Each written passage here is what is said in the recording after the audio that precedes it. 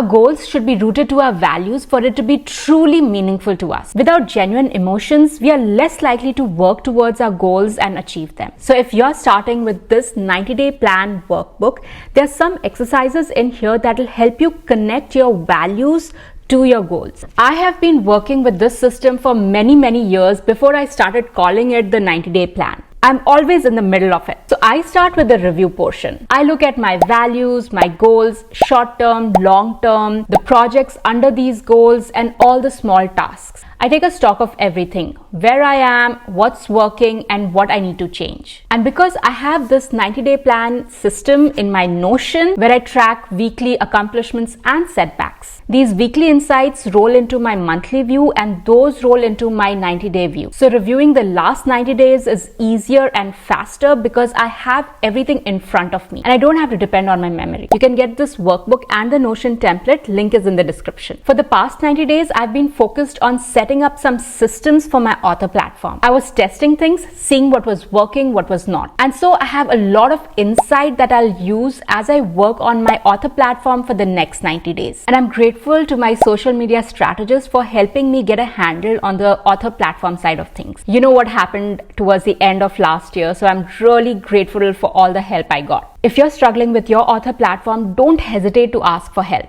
I have a few resources on my website and you can also get in touch with these guys if you need some one-on-one help. I'll have their contact information in the description for you. I like to work on my 90-day plan by breaking the planning session in 3 parts. First, I look at all my goals, things I've achieved, goals I'll continue to work on, and the new goals. Exercises in this workbook make you think through all the goals you may have. And a lot of time by the end of the exercise, you realize that these are not the goals that you want to work on, or it's not the right time. It helps you get everything out, clear the clutter, and focus on only the things that really matter to you. The second part is to figure out everything that will help me reach that goal. And that's how I come up with projects. I'll not get too technical about what qualifies for projects and what qualifies for tasks. I have exercises in here that will help you break down your goals into projects and projects into tasks. And this is precisely what I did when I was struggling with my YouTube channel and my social media last year. I looked at my goals, aligned it to my core values, and then broke it down into projects and tasks. And there are more sets in the back of the workbook, so if you run out of space while you're doing the exercise,